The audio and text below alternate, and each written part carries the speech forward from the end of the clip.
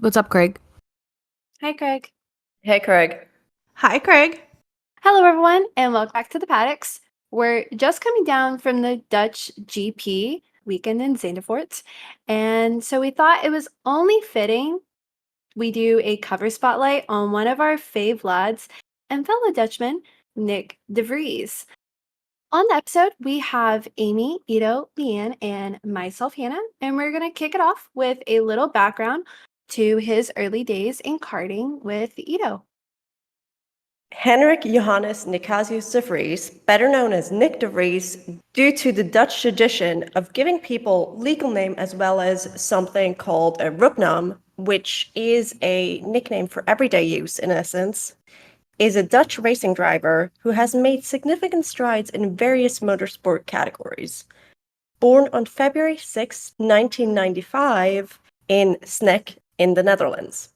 He has had quite an interesting career, so let's dive right in and talk about his first forays into motorsport, beginning with karting. He quickly gained a lot of attention with his impressive skills on track. He competed in various karting championships and achieved notable success in 2008 when he won the WSK World Series and the KF3 category and the German Junior Championship. He repeated that feat in 2009, as well as adding the European KF3 Championship to his collection. Lastly, he also won the 2010 and 2011 Karting World Championships. These achievements allowed him to move on to Formula Eurocup. The transition from karting to single-seater racing was rather smooth for him, honestly. In 2012, he was able to achieve a runner-up finish at his first race in Alcañaz, Spain. His second podium came at the Hungaroring that year.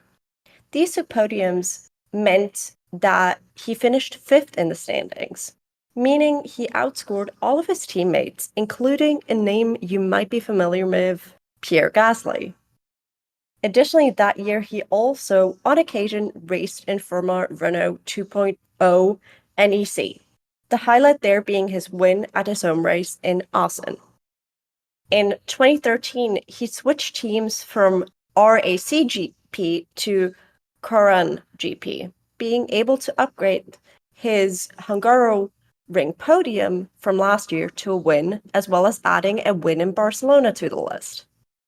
He continued to race with the same team in 2014, and Nyck's performance honestly was consistently strong as he scored a total of 6 race wins and was on the podium 11 times out of all 14 races.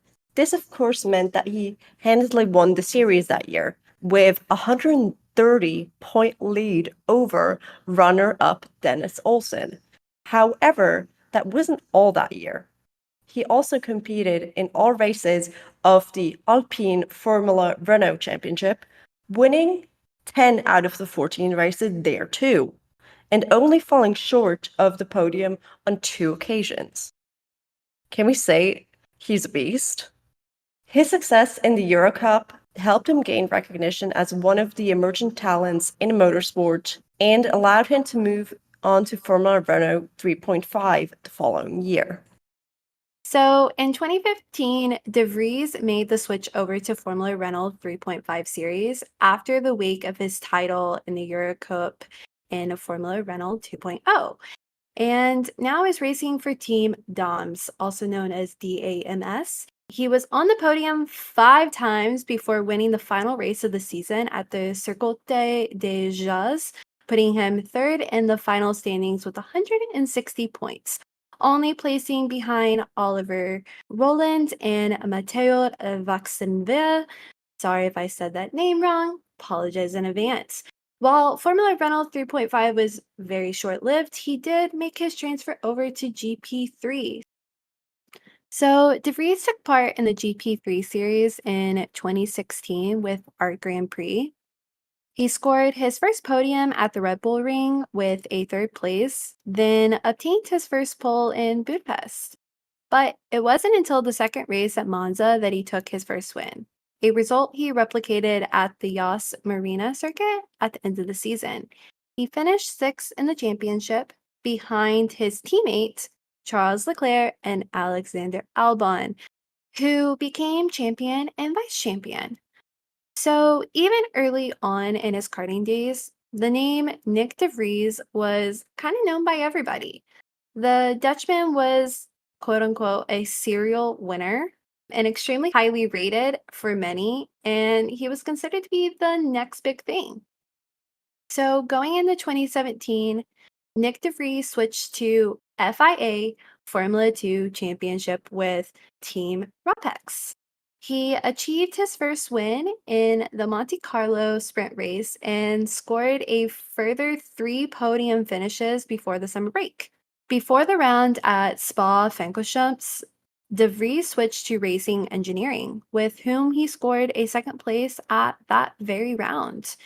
He ended the season seventh in the championship, placing second highest of all the rookies. Expectations remained high for his debut in F2, and with the backing of the McLaren Driver Academy.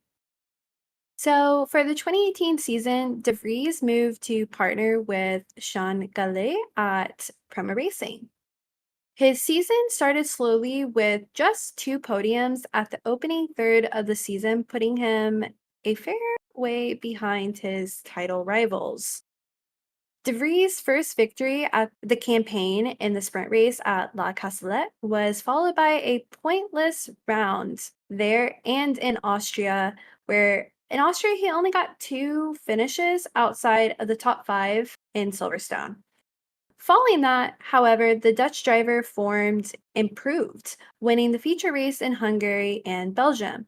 However, even with his sixth podium of the season at the Sochi feature race, De Vries was unable to finish in the top 3 in the standings, beaten by Alexander Albon and Lando Norris by 10 and 17 points.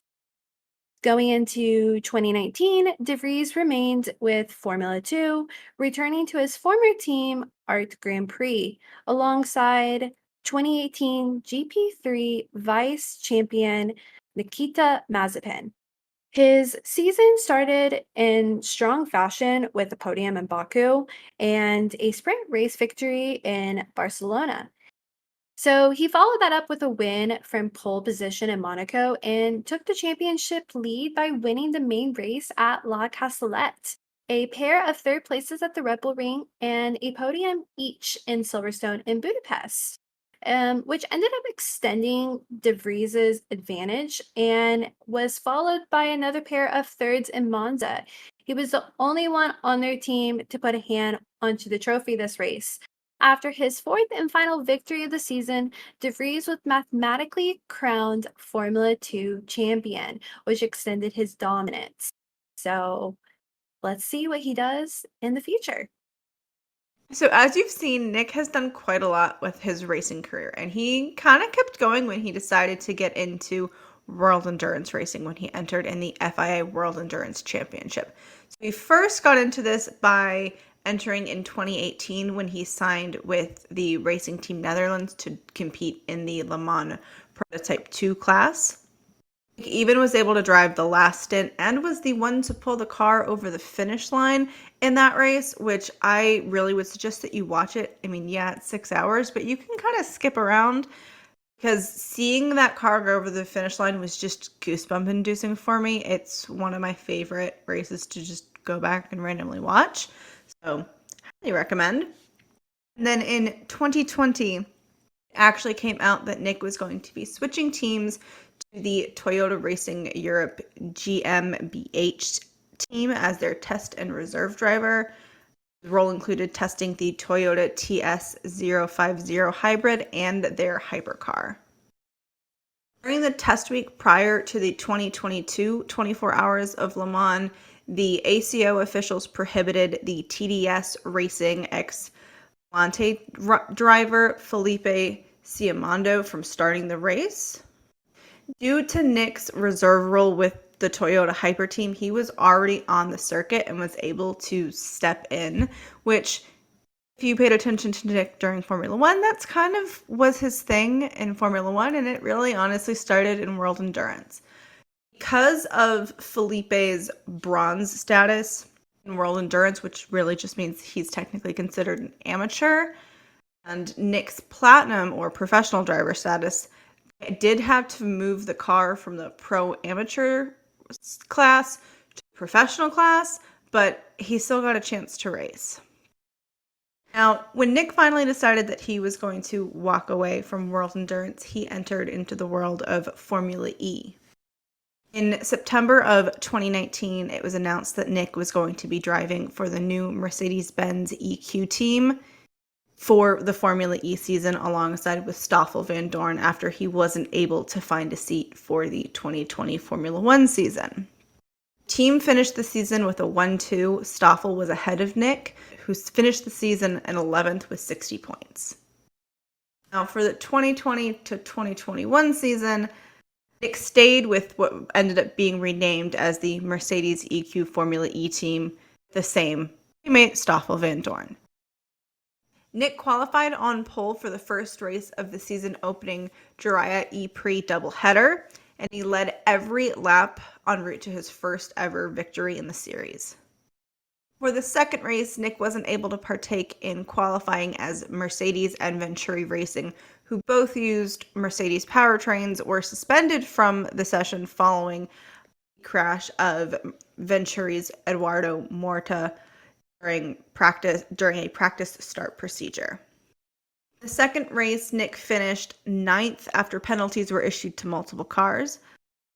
Rome came around. Nick failed to score points in both races after colliding with his teammate Sam Bird, respectively, in both of those races.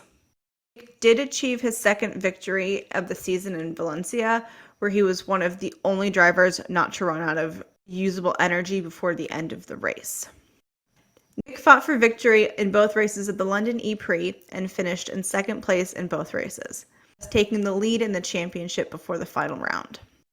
The first round in Berlin, he didn't score any points, but he managed to maintain his lead in the standings. He qualified 13th for the final race of the season, lucked out when title rivals Mitch Evans and Eduardo Morta collided at the start, and fellow contender Jake Dennis was involved in a crash shortly after the restart. Nick finished the race in 8th, thus winning his first ever world championship in Formula E. He ended the campaign with a total of 2 wins, 4 podiums, and 99 points, 7 points ahead of vice champion Morta.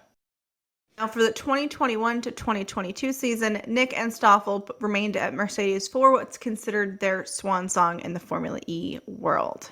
Nick won the first race of season 8 in Diriyah and got pole the next day, but finished in 10th and ended the championship in 9th with 106 points. He left at the end of the season after he secured a Formula One contract with AlphaTauri, which actually we will be covering his Formula One experience and his IndyCar experience. So we're going to start with 2020 and Nick's kind of entry into Formula One. Nick and his Formula E teammate Stoffel Van Dorn made their first Formula One tests for Mercedes at the season-ending Young Driver Test in 2020. Actually ended up becoming a reserve driver for Mercedes in 2021, partnering with Stoffel Van Dorn for the same role, which is actually kind of cool that Mercedes wanted to keep their Formula E drivers together because they were such a fantastic pairing. During the French GP, Nick ran in a practice session for Mercedes, taking Lewis's place. He drove again for Mercedes in a free practice in Mexico City in George Russell's place. And in September, Nick tested the Alpine A521 at the Hungaroring alongside Antonio Giovinazzi and Jack Doohan. During the Sao Paulo GP, Nick was appointed as Lando Norris's replacement at McLaren in case Norris was unable to race after suffering from food poisoning. Nick even had a seat fitting with the team. Lando did recover the next day and was able to compete in the race. In the Italian GP, Nick took part in FP1 in place of Sebastian Vettel at Aston Martin. And while his F1 stuff was going on, he was also taking part in an IndyCar test with Meyershank Racing at Seabrook International Raceway in late 2021, alongside his Formula E teammate Stoffel van Dorn. You just can't separate those two, it seems. Stoffel himself tested for Air McLaren SP, and part of the test were also Callum Ilott and Jack Atkin. Fun fact, out of the four, only Callum has ever driven in an Indy car after the test, even though Nyck was the one that set the fastest times in the test amongst all four drivers, which I'm sure was in no small part thanks to four-time Indianapolis 500 winner Helio Castroneves helping him familiarize himself with the Dallara DW12, and why there was some IndyCar rumors after his split from AlphaTauri, which we'll talk about next. Now, in 2022, Nyck made his Formula One practice debut at the Spanish Grand Prix when he took Alex Albon's place at Williams for the session. He even went on to replace Alex Albon at Williams for third practice in the race after Alex suffered appendicitis and was ruled out of Saturday morning. During that weekend, he managed to advance to Q2 and qualify 13th. Ended up starting 8th after penalties were applied to multiple drivers, which was really fantastic luck for his first experience in Formula One for a full race weekend. He finished the race in 9th position, scoring points on his debut race, and was awarded Driver of the Day by fans. I know I loved getting to see him get Driver of the Day, but that's also just because I'm a Nyck fan. Now, as we all know, for 2023, Nyck was signed by Scuderia AlphaTauri to replace Alpine-bound Pierre Gasly. While I know we've all seen him race recently, I'm still going to give you the rundown of kind of how his season went. He finished 14th in the season opening Bahrain Grand Prix and at the Saudi Arabian Grand Prix. With a chaotic Australian Grand Prix, he had to retire after a hit in the rear by Logan Sargent. Technically, was classified in 15th at the end. He qualified last and crashed out at the Azerbaijan Grand Prix, which was rough to see. Days after finishing 17th at the British Grand Prix, it came out that Nyck was going to be released by Scuderia AlphaTauri and replaced by Daniel Ricciardo. Prior to his dismissal, Nyck was criticized for his performance, most notably by Red Bull Motorsport advisor Helmut Marko. We've all seen the interviews. We've talked about them ourselves on the podcast. It is what it is. Helmut's gonna helmet. The decision to dismiss Nyck halfway through his rookie season was criticized by several racing drivers. While none of us liked the way the situation was handled, we loved getting to see Nyck race and wish him the best in his racing journey. And now we're going to talk about Nyck De Vries' life outside of F1. So we're going to go back in time a little bit to the McLaren cartoon. So Baby Nyck actually was on a cartoon when Jenson Button. And so this was an animated cartoon by McLaren starring Jenson Button, Fernando Alonso, and comedian Alexander Armstrong. And also formerly had Lewis Hamilton, Kevin Magnussen, and Sergio Perez on this cartoon. It was aired on Sky Sports F1, and you can watch it on YouTube, just FYI for everybody out there. And it was to start before every Formula One race. So the first season aired in 2012 at the British GP, and the second season was in 2013 at the British GP as well. So kind of same timeline. The cartoons are only about 3 minutes long, and Nyck De Vries only appears in episode 8 and 11 in season 1, and it's pretty cute because he was about 15 at this time, and you could tell by like the height of his cartoon. So if you get a chance, I would go watch it, and some of the other F1 drivers, it's pretty fun to see them on there. And now we're going to talk about present day. So all of us that know Nyck De Vries has departed from AlphaTauri, and he is now looking into going to school. So Nyck didn't actually finish high school, but he will be taking a negotiation and leadership course at Harvard in September.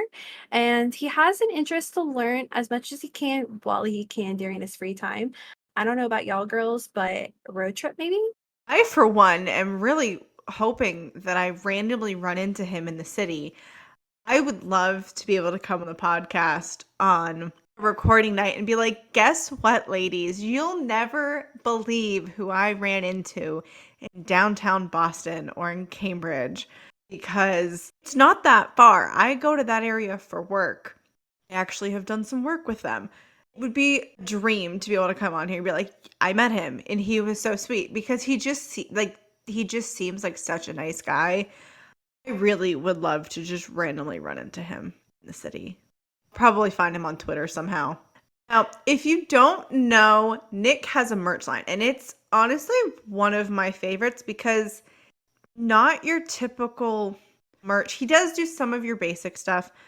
You can find them on Instagram at Team Nyck NYCK. He actually runs it with his sister Seychelle, which I love a little family business vibe. It's super cute. He has everything from mini helmets, flags, an alpha range of hoodies, hats, t-shirts, polos. For me, I think the best part of his merch is the, like, I'm calling it the Nyck range. It's got the standard things like hoodies, t-shirts, there's a pair of shorts, but for me, my favorite piece within that collection is the jacket.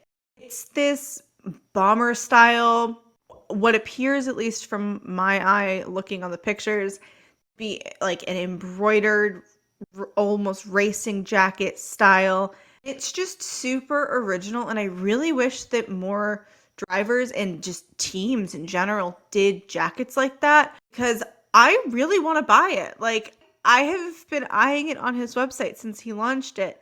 I'm really close to just biting the bullet and buying it because it's so original, and I think it's going to kind of almost be like a collector's piece because nobody comes out with stuff like that anymore. And with talking about his life outside of F1, let's talk about what the future holds for Nyck and what we think the future will bring for him. I, for one, would really love to almost either see him go back to Formula E or maybe try IndyCar. I feel like IndyCar could be a really good fit for him.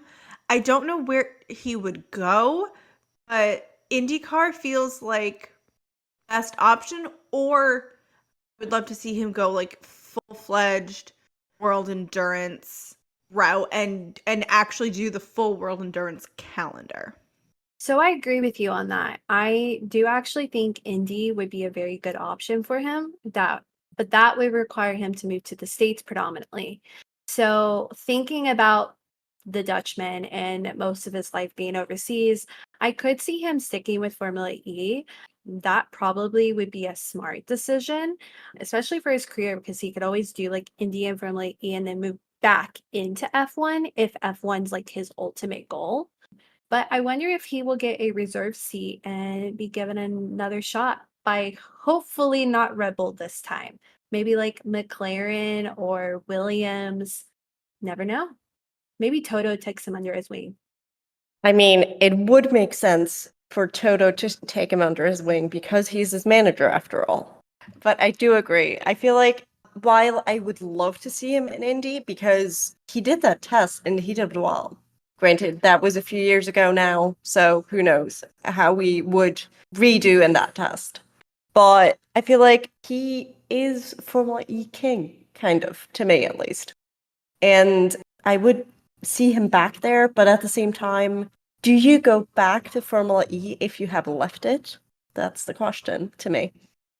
I mean, I for one would love to see Nick and Stoffel back together again just because they're best friends in real life and two of them on a Formula E grid is just so much fun to watch. But I really want to see Nick against Jake Dennis because Jake Dennis is the current Formula E world champ, and I feel like those two need a really good battle where they're both in cars at the same level. Because when they were fighting each other in the past, it was not an even playing field. I really want to see them go at it again and actually see who's better. That's just me being like nosy and needy. And speaking of Indy, one thing that a lot of the Formula One drivers have always been like scared of is the different type of track styles that you do on Indy, like oval races.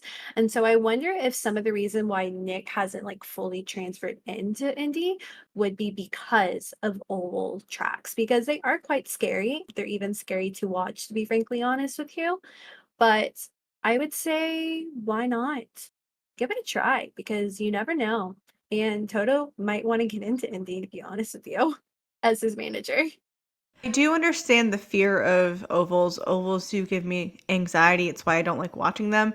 But remembering the fact that Toto is Nick's manager makes me go, ooh, well, if Toto can move Nick into Williams, he can move Nick into the reserve role for Mercedes again. And then eventually, when there's another seat open, Toto can then move Nick wherever he can move Nick to.